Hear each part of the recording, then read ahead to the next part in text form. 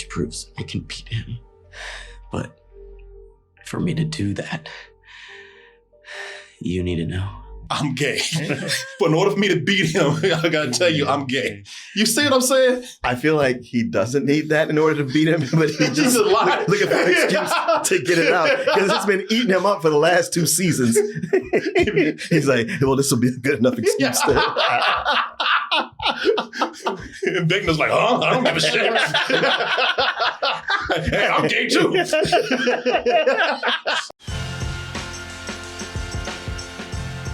So, I'm going to be very careful with what I'm doing here because the last time I spoke on Stranger Things, I'd only watched 2 episodes. Oh, yeah, they were climbing up your ass about Boy, that. they still up there. Well, I'm taking all kind of X-Lax and shit. Hey, it's still up my ass for only watching 2 episodes of season 5, part 1. We have a plan. It's a bit insane.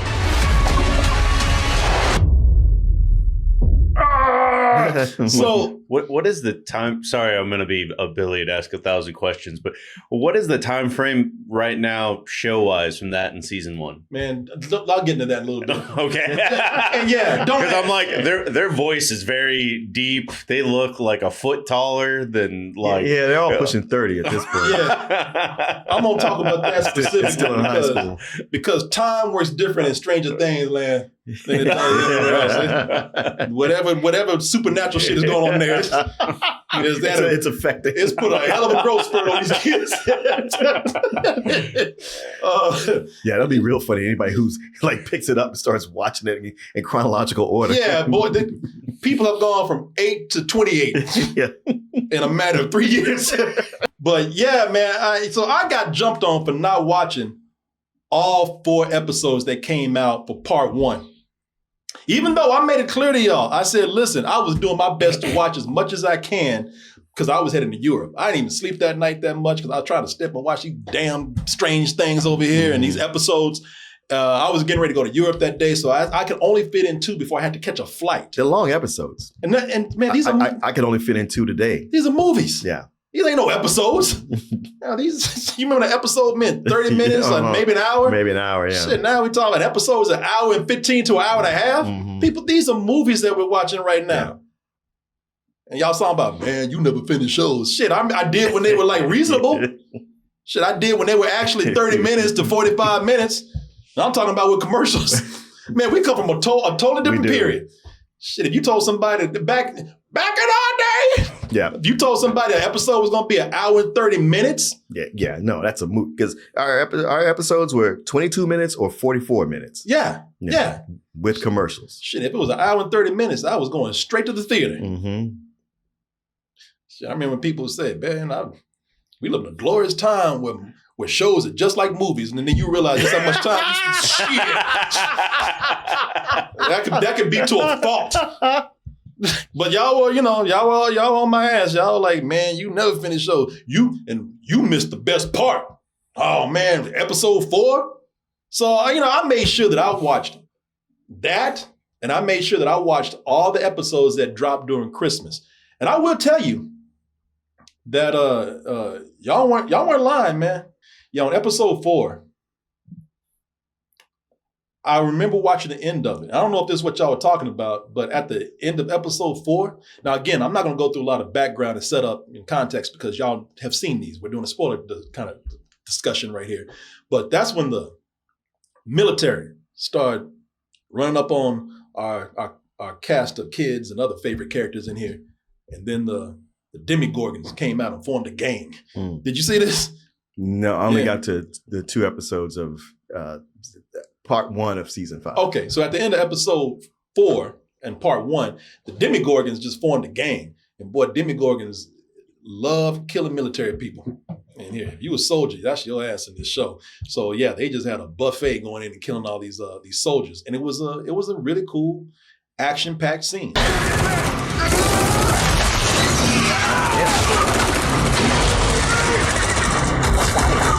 Now, keep in mind that a woman in one episode stopped a Demogorgon with like a frying pan or some scissors. A broken wine bottle. A broken wine bottle. She was sitting up there getting her wine mom on, and she broke a bottle and stabbed the Demogorgon in the neck. He's like, oh, shit. And bullets can't even stop these fools right here.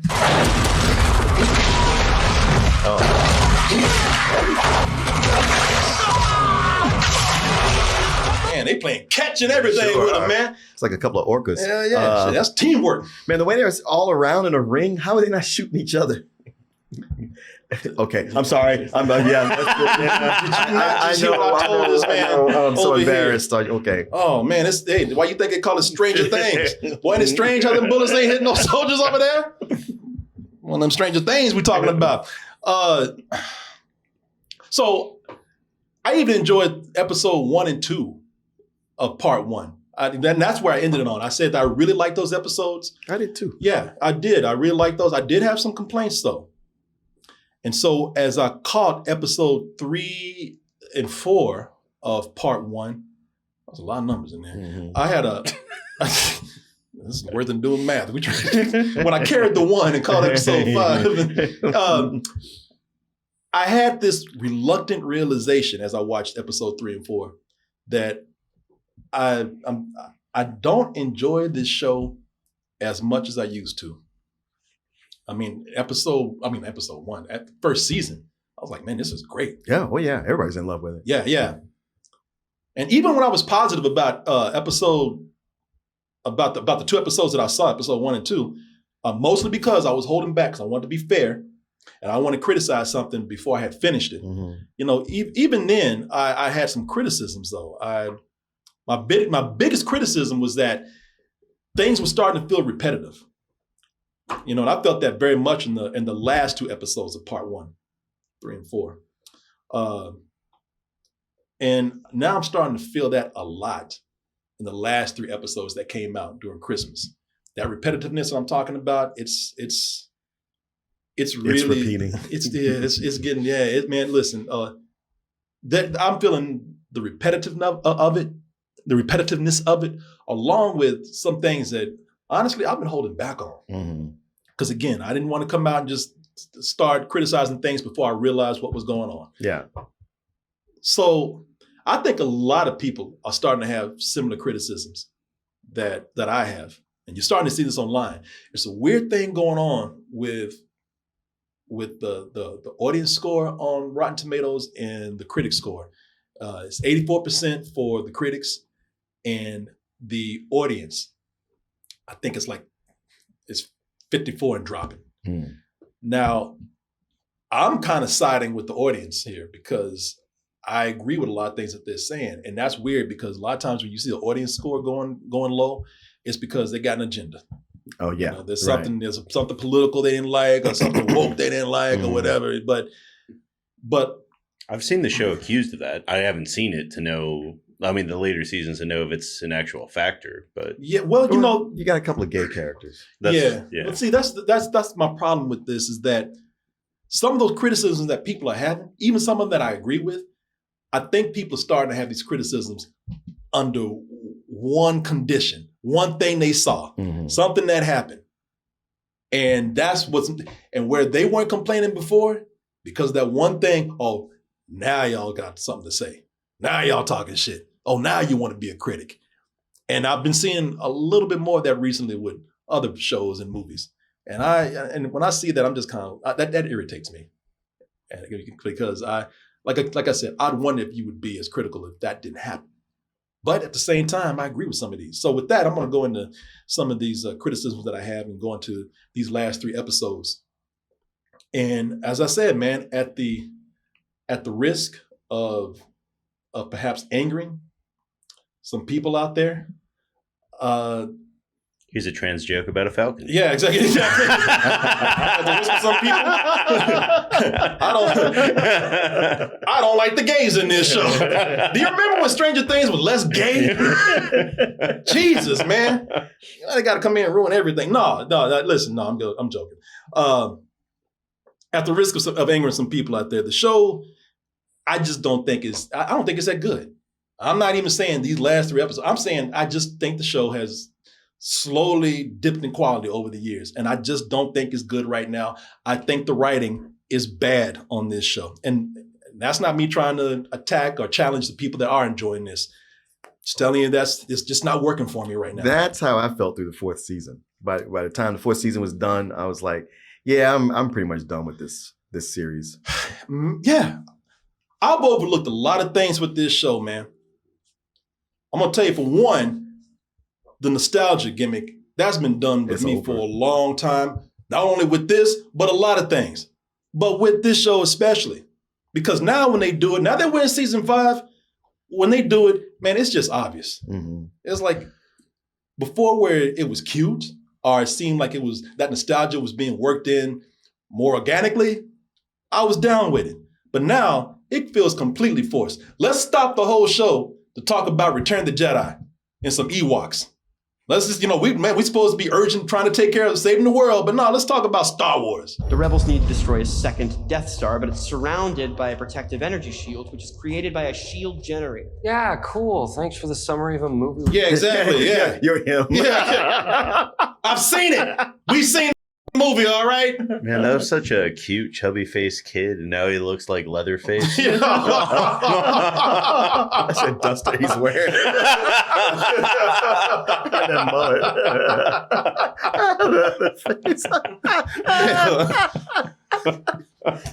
He looks like a kid wearing another face. Yeah, but there you go. Hey, it's the 80s. Yeah. Get it? Ewok Star. Yeah, man, I lived through that shit. And by the way, we all know that movie now, all right? Even the Kate Bush shit that they do here. I can't tell you how sick I'm hearing that song, Run Up That Hill. Mm-hmm. You done ran into the ground what you did. Are they still doing that this season? Yeah. They keep playing. We got to play her favorite song. Max is in a coma. I bet she in her coma. She's like, please stop. Max, she's waking up because like, if you don't stop playing that shit, here, I'm woke. I'm here. God damn it, cut that shit off. I liked other music too, This is the only tape we found.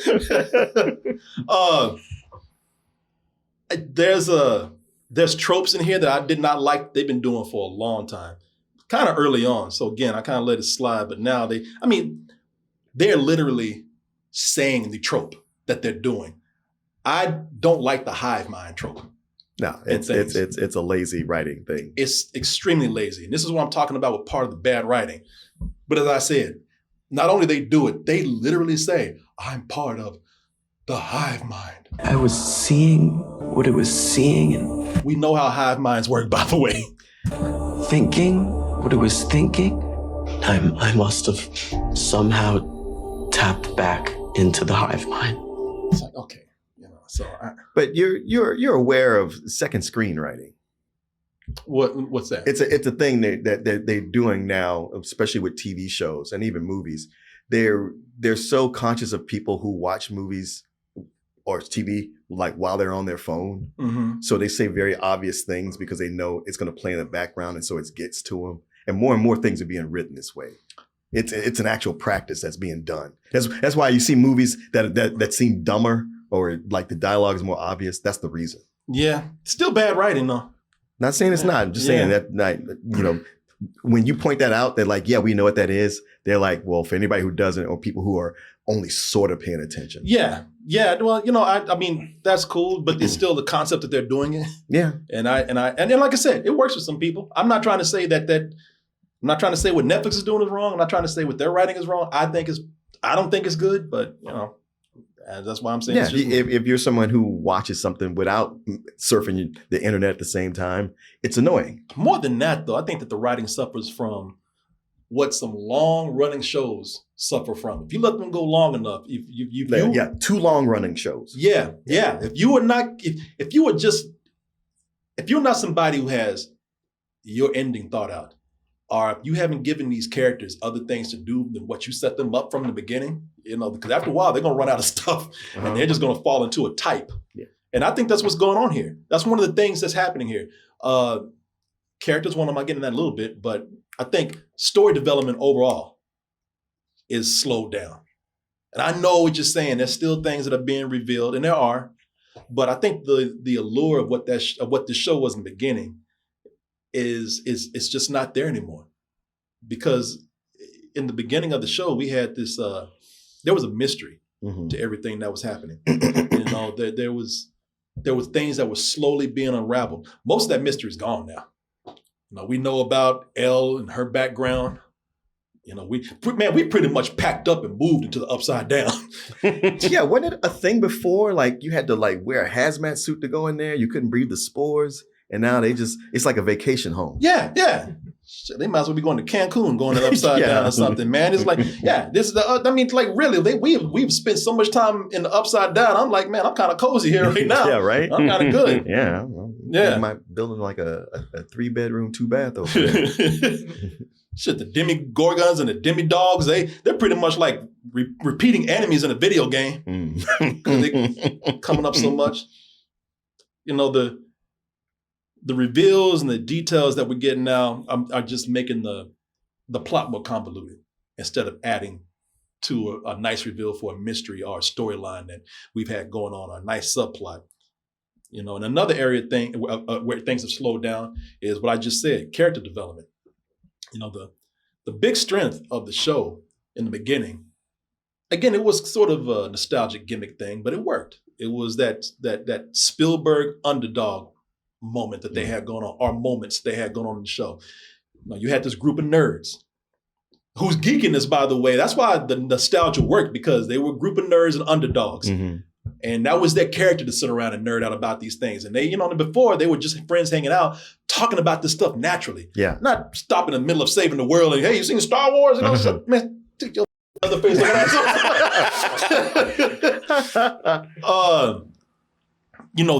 Them hiding 11, or Elle as we know her now, she that's a modern ET moment. Hiding Elle. Mm-hmm. Oh, and kids taking on the scary military guys. This is very much an ET moment that worked for modern times and a new audience. Later they team up with adults that were pretty cool because they had depth to them. They had interesting character development going on, and real life struggles that made them relatable. Hopper was grieving because of his daughter. Mm-hmm. And that's why he fell for 11. You had Joyce, who's played by Winona Ryder. She's a struggling mom who also is a recovering axe murderer. I don't know where I got this to see from, but she's she was struggling with a lot of things. Being a single mom, her kids were a priority to her, but they had problems too. And she again, somebody we rooted for and related to, because she was somebody who wasn't doing things that included always trying to stop creatures from another dimension. Right. And that's what they're doing now. They just, they turn to characters who, whatever those things that they had before them, we saw in the show, those things are gone. And now they're just characters who are just trying to stop monsters. Yeah. I mean, look, like I said, I only saw the first 2 episodes and like a little bit of the third from the first part. But something I noticed, and I was really enjoying those 2 episodes. Mm-hmm. And I like those, but I couldn't help but notice that, well, being this long or too long running show, it's like these movie franchises that they keep coming back, and they keep adding more characters.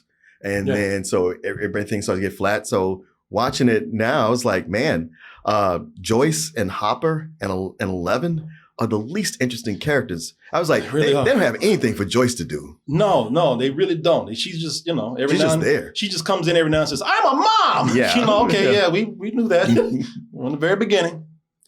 But what was going on before is that you had types in the show. I mean, Hopper, the grieving parent, mm-hmm. The struggling single mom. Those are types we've seen before, but they did interesting things with them. I think that they knew before how to play with types and make them interesting, and that's something that was also part of 80s nostalgia. You had all these types that were already in movies, but now they played with them in a way where mixed and matched them or did different things with them.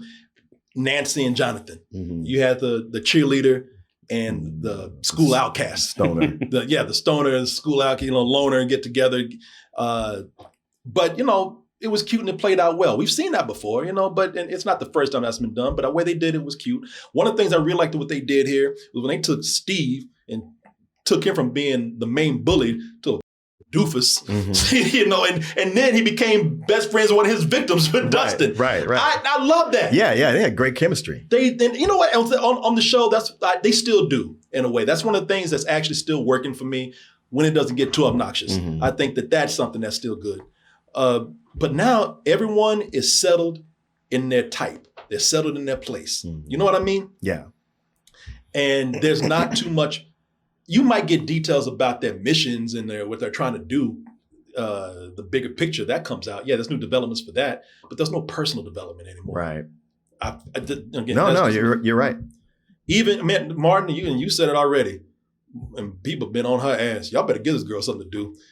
Millie Bobby Brown, she's doing so little. People focused on her lips. They said, "Shit, how much air you pumping those lips right there?"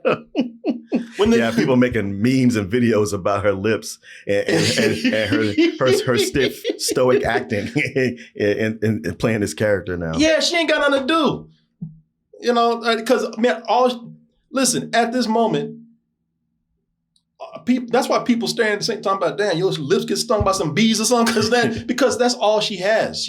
All she does is pout, acts with a scowl, and most that she does, she's just an action character now. All she's doing is running and jumping, and doing that. She's doing that Jedi shit. Yeah.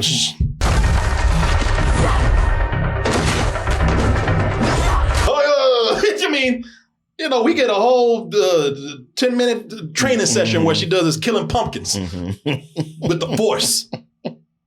Well, last season, all she did was cry. So this is kind of a step up. And get nosebleeds. Yeah. I'm going to tell you, man, the lip filler didn't bother me. I noticed it. Don't think I didn't, because, I mean, like I said, it looked like she's pouting through every scene. Well, people were commenting on the lack of continuity, how they'd be filled in one scene and they cut and they wouldn't be. It's like they traded out Mr. Potato Head lips. And shit. Try these instead. Y'all remember wax lips? Yeah. That did not bother me, but I noticed it. But I tell you what, I can see why people are making a big deal about it, because that character has nothing to do now. Yeah. You know, I think that there are some personal moments in the show with the characters, but I don't think they have much impact at this point. Because there were characters that we didn't care about in the first place. At least I say I didn't. I just got through talking about Nancy and Jonathan.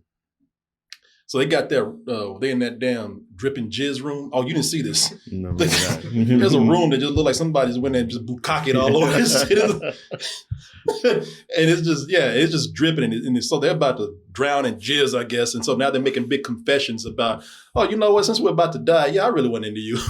Oh, for real? Yeah, it's a breakup scene. Oh, okay. Yeah, he was about to propose to her, but now he's just kind of like, yeah, you know, will you step over a P. Diddy baby oil room? Yeah, P. Diddy's part. Yeah, man. It's like, yeah, I want to do an unproposal. And they're laughing and everything. Do you accept my unproposal? I accept your unproposal. I love you. Look at all that jizz dripping down in the background there. Look, that's cute.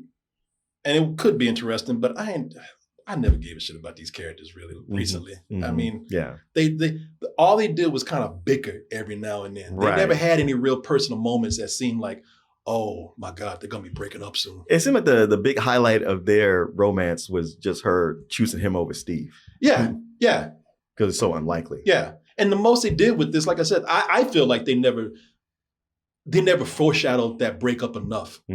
All they did was have Jonathan and Steve just fight each other, do the Bluto Popeye shit where they're trying to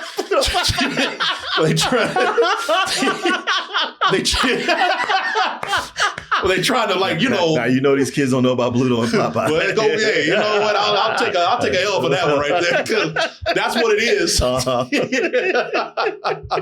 You're right. They probably don't know that reference, but I don't know, man. That's what it looked like to me. I had nothing else. But it's accurate, though. It is accurate. But hey, the kids are saying, we know. Y'all know what I'm talking about. You know. All right. He's like, yeah, I get it. Yeah, you know, right? You get it right there.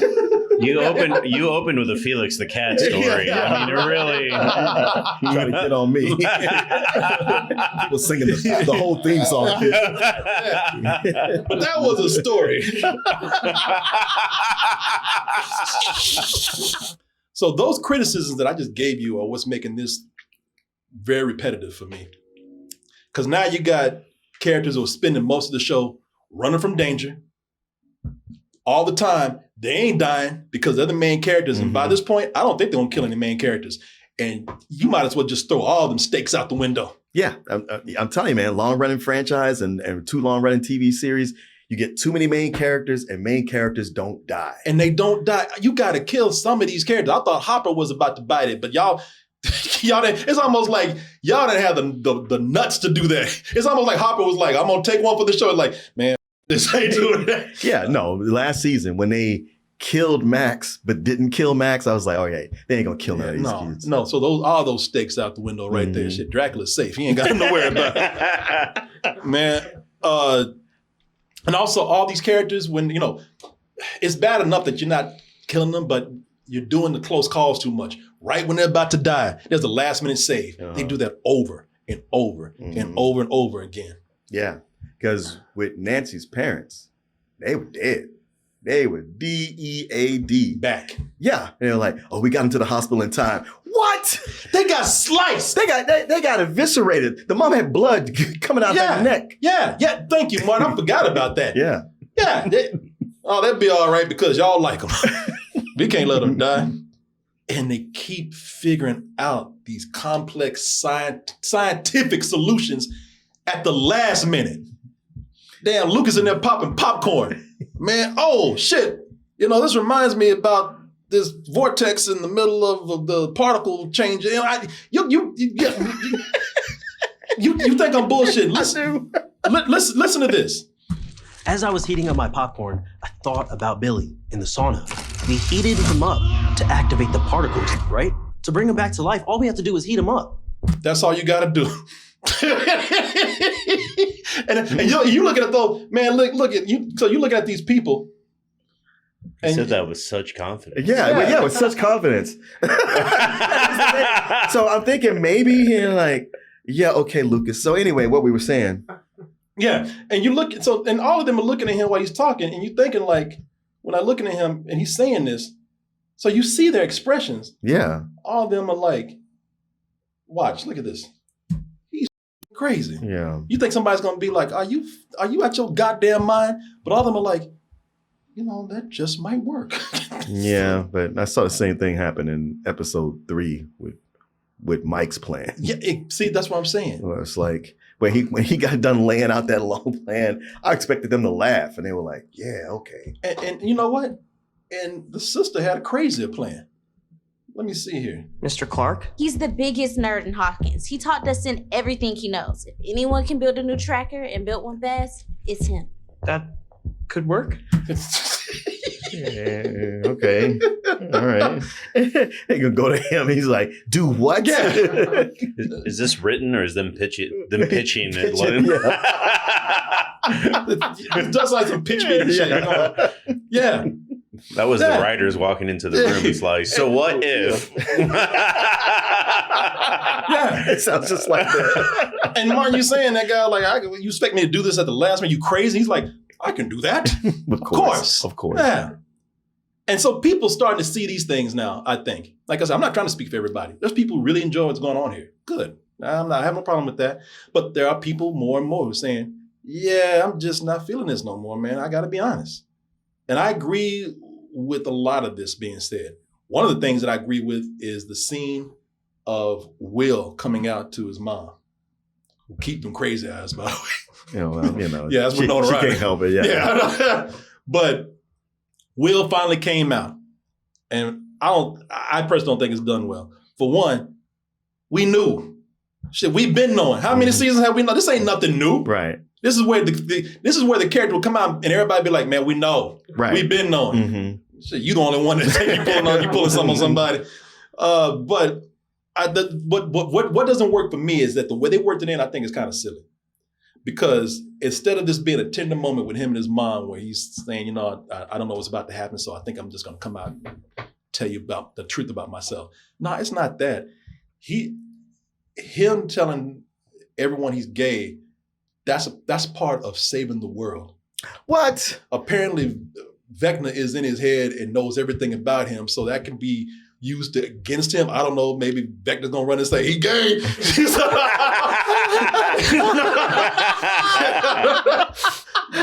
Before Vecna tells everybody. Yeah. I gotta tell you something.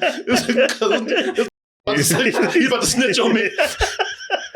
But I think, listen, I might be wrong, but I think that like he's talking about Vecna is in his head, and in order to save the world, he has to come clean about who he is. He sees everything, Mom, which proves I can beat him. But for me to do that, you need to know. I'm gay.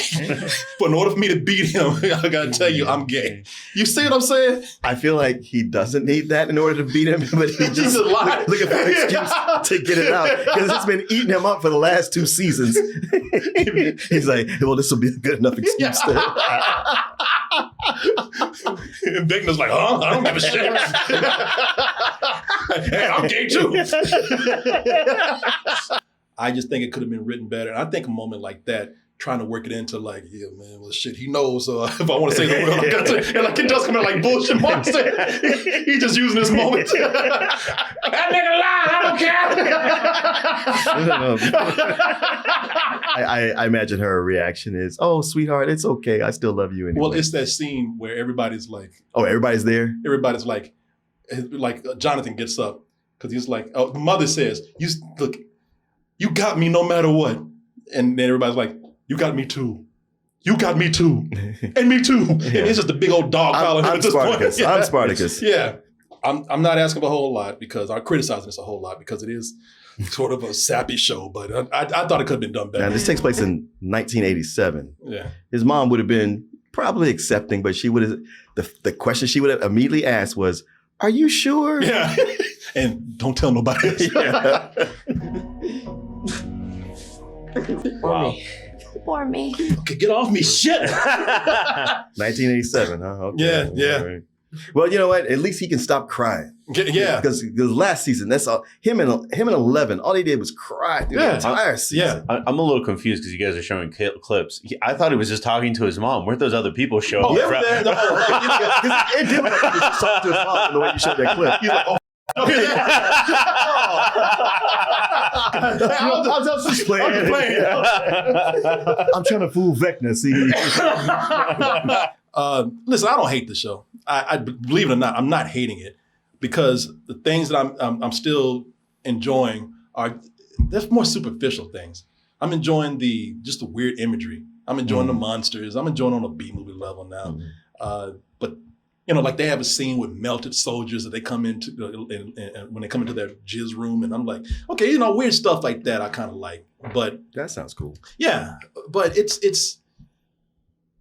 but they're telling a story, and that's what the main thing should be here. And you know, and the story's lacking for me very much. I'm just watching our obligation now. So here's the question. Here's a big question. Yes, sir. Are you looking forward to the New Year's Day big extravaganza? That's what I was going to say. Personally, look, man, this is the lowest rated episode that they have, and I think it's definitely one of the worst ones, the lower quality writing ones that they had, and I'm talking about the episode 7. Mm-hmm. At this point, the finale, I mean, they might pull something that's great, but that finale for me has to be spectacular because we're done. And you know, the things that I'm complaining about take time to fix for me at least. Yeah. So that would have to be one hell of a finale. For right now, I'm thinking it could go anywhere from mildly satisfying to poor. I mean, a lot of times finales just end up, their agenda is spectacle and tying up loose ends. And pretty much just that. Unless they have a sacrifice that is a big deal, or I don't know what they could do at this point to make it a great finale. To be honest, I just don't know. You know, we're here now. You know, it's too late to try to pull something amazing. So we'll see. We'll see. But Well, just imagine in 20 years or so, if that much, they'll do a reboot and have a whole new young cast and redo it all over You'll again. have time to get it right then. And it's time for the show to end anyway. I mean, really, I'm just kind of saying, just call it, man. Because I mean, these like we said, these kids are supposed to be in high school. They're looking damn near 30 years old. Lucas's little sister. People, the time has not passed that long for these characters when you look at it. Just real time years has. Lucas's little sister, she was like a cute little 8-year-old. Now she's a grown ass woman almost. Oh Jesus. Yeah, I mean, she might be like 15 or 16, but she don't look like she would if time had passed naturally and realistically for this show. Right. So, yeah, you got to keep in mind that I'm coming out of another show that I think got everything right that they got wrong here, and that is Welcome to Derry. Everything that Welcome to Derry did, I think, worked because Welcome to Derry was very much character-centered, and it didn't go on too long. Yeah. They got the right idea. Yeah, Pennywise is going to be back.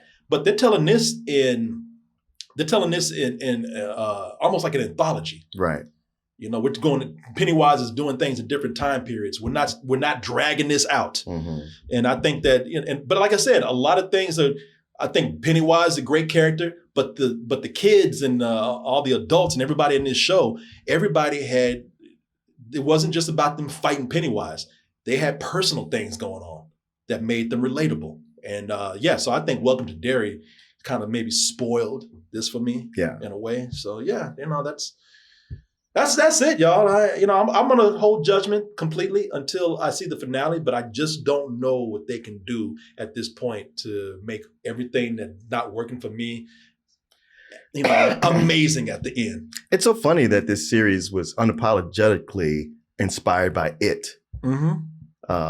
Even had some kids from this in It. Yeah. Only to have, you know, It or Welcome to Derry come back and go, give me my shit. That's Pennywise trying to get his shit right there. So you're not doing it right. Yeah. Shit, I want to see some strange things. I'll show you some crazy shit. Just stick with the OG. Yeah. Well, there you go, y'all. Again, not to be a sourpuss about this.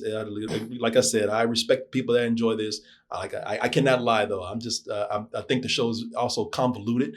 It's dragging a little bit because it's just repeating itself in the same episodes. Those same elements are happening over and over again. But we will see what happens when New Year's Day goes around. Well, would you look at that? You made it to the end of the video. That means you really like us. So just go ahead and press that like button and subscribe while you're at it. And check out our other channels, our social media like Instagram, TikTok, and our Patreon where we have new stuff coming up all the time. And we'll see you on the next video.